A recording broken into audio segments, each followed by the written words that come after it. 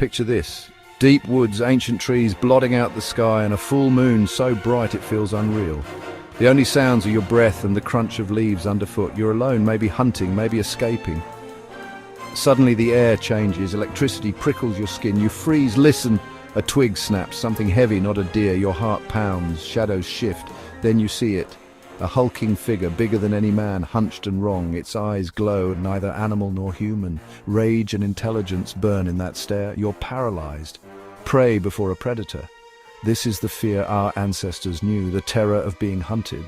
The werewolf legend is born from this primal dread. It's not just a story, it's a feeling, a connection to our wild past. The idea that someone you know could become this beast, unstoppable, uncontrollable. It's about the fear of losing control, of the monster within. The werewolf isn't just a monster, it's a symbol of the raw power civilization tries to cage. Out here, under the moon, you wonder, what if it's real? The legend endures because it taps into something ancient. It's the nightmare that never quite leaves us. The shadow in the woods, the eyes in the dark. It's the reminder that we're not as far from the wild as we think. The werewolf is the beast at the edge of the firelight. It's the story we tell to explain the unexplainable. The fear that maybe, just maybe, the monster is real, and maybe it's inside us all. The primal awakening is the start of every werewolf tale. It's why we still look over our shoulders when the moon is full. Where did the werewolf myth start? It's ancient, older than most legends. The Greeks told of King Lycaon, who tried to trick Zeus and was cursed to become a wolf. That's where lycanthropy comes from. Norse berserkers wore wolf pelts, channeling animal fury in battle, blurring the line between man and beast. In Rome, Pliny the Elder wrote about tribes who could turn into wolves for years at a time. These weren't just stories, they were woven into how people saw the world. Across Europe, the wolf symbolized wildness, danger, and the untamed. The myth kept surfacing: divine punishment, warrior transformation, entire tribes of wolf people. It's a universal fear, the beast within, the threat outside. The wolf is a predator, a pack hunter, always lurking at civilization's edge, so it makes sense that the werewolf became the vessel for our fears about losing control. These stories are about the struggle between our civilized selves and our animal instincts. The legend is a warning and a fascination. It's about what happens when the wild breaks through. Every culture has its version because every culture fears the beast in the dark. The werewolf is a mirror for our own savagery. It's a myth that refuses to die. The madness began with our fear of the wild, and it's still with us. The legend is ancient, but the fear is timeless. That's why the werewolf endures. Sometimes the legend felt real. In 1760s France, the beast of Gévaudan terrorized the countryside. Over 100 attacks, mostly on women and children. Descriptions were monstrous: huge, reddish-brown, razor teeth, cunning. It outsmarted hunters, avoided traps, and targeted the vulnerable. Panic swept the nation. Even the king sent his best hunters. Wolves were killed, but the attacks continued. People whispered. This was no ordinary animal. It was a loup-garou, a werewolf. Stories spread. The beast walked on two legs, shrugged off bullets, attacked children who fought back. The legend grew with every failed hunt. Finally, a local hunter, Jean Chastel, killed a massive wolf. The attack stopped. Legend says he used a silver bullet blessed by a priest. Historians think it was just a wolf or wolves, but for those who lived it, the explanation was supernatural. The beast of Gévaudan made the werewolf real in people's minds. It was the monster that stepped out of the woods and into history. The fear was tangible, the legend unkillable. It showed how myth and reality can blur when terror takes hold. The werewolf became more than a story, it became a threat. The line between legend and nightmare vanished. The beast walked the earth and the world was never the same. That's how legends become real. Europe's werewolf trials were as dark as any witch hunt. In the 16th and 17th centuries, neighbors accused each other of transforming and killing. Fear and superstition ruled. If livestock died or a child vanished, blame the werewolf. The infamous Peter Stump confessed under torture to decades of murder and cannibalism as a werewolf. Torture produced wild confessions, pacts with the devil, magic belts, demonic rituals. Evidence was absurd: hairy palms, unibrows, anything unusual. Punishments were brutal, executions public and gruesome. These trials were about control, forcing reality to fit the myth. The werewolf became a scapegoat for society's fears. Hysteria justified cruelty, and belief turned neighbor against neighbor.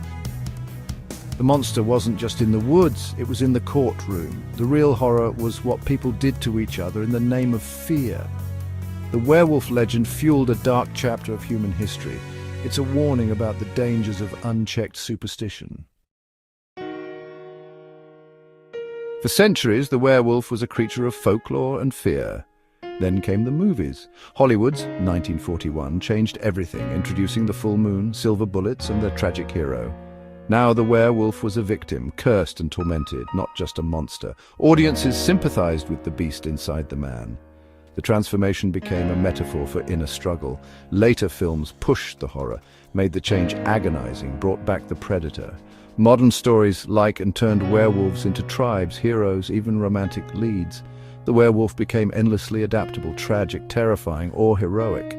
Each generation reinvents the legend to fit its fears and fantasies. The monster is never just one thing. The silver screen made the werewolf immortal. It's a story that keeps changing shape, just like the creature itself. The werewolf is now as much about the person inside as the beast outside. That's why it endures. Could real conditions have inspired werewolf legends? Hypertrichosis, werewolf syndrome, causes excessive hair growth, making people look animalistic, in a superstitious village that could spark rumors of transformation. Rabies is another culprit, a bite followed by aggression, delirium, and animal-like behavior. To those without medical knowledge, it looked like a curse. There's also clinical lycanthropy, a rare psychiatric disorder where people believe they're turning into animals. They act the part, crawling, growling, living wild. These real conditions, mixed with fear of wolves and the dark, created the perfect storm for werewolf myths. The legend is rooted in misunderstanding and fear. Science explains the symptoms, but the story endures. The werewolf is a product of our need to explain the unexplainable. It's a legend born from real suffering and real fear. That's why it feels so real. Folklore is full of bizarre werewolf lore. Becoming a werewolf wasn't just about a bite. Drink from a wolf's footprint, sleep under a full moon, or wear a wolfskin belt. The silver bullet, not in the old stories. It only became famous after the Beast of Gévaudan and Hollywood. Silver's purity and connection to the moon made it the perfect weapon. Some cultures believed certain people were born to be werewolves, like those born on Christmas Eve.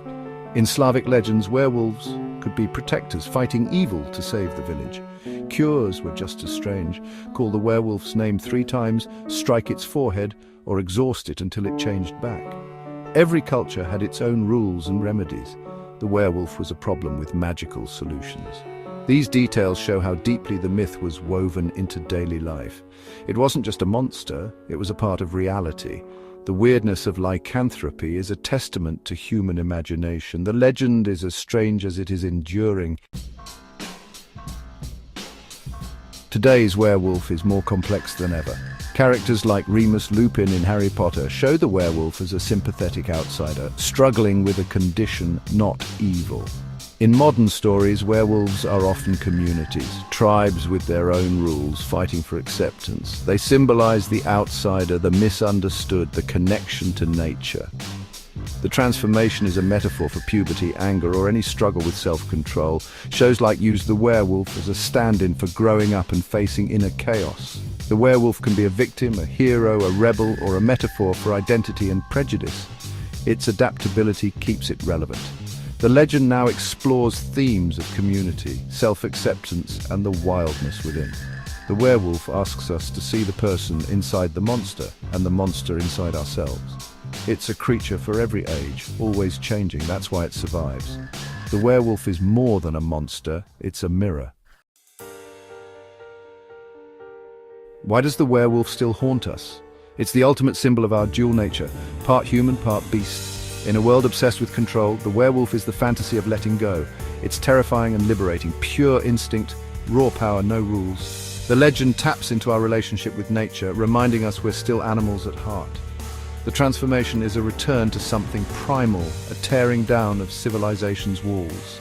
The werewolf story is about the struggle between our better angels and our inner demons. We see ourselves in the battle between man and beast. That's why the legend endures, always changing, always relevant. As long as we fear the wild within, the werewolf will never disappear. It's not just a monster story, it's our story. The howl in the night is a call we all recognize. The beast within is never far away.